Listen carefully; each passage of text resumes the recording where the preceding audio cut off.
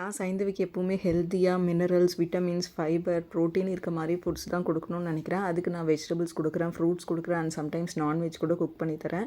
அப்படி நான் இந்த மாதிரி பழம் வாங்கிட்டு வரப்போ பார்க்குறேன், ஒரு சில இடத்துல கனிஞ்சிருக்கு, ஒரு சில இடத்துல காயாகவே இருக்குது, ஒரு சில இடத்துல பழுத்து அழுகி போகிற மாதிரியான சிச்சுவேஷனில் இருக்குது பழங்கள் எல்லாம்.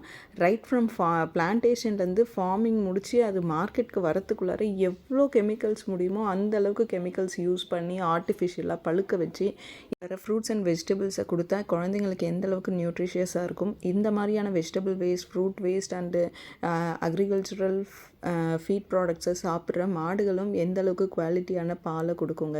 ஒரு நாடு வந்து infrastructure, train, metro train, financially develop ஆகுறது இதெல்லாம் ரொம்ப சந்தோஷமான விஷயங்க. பட் நாட்டில் வாழ்கிற மக்களுக்கு தரமான எந்த ஒரு கலப்படமும் இல்லாமல் சுத்தமான உணவு கிடைக்கிறது அது வந்து அத்தியாவசிய தேவை.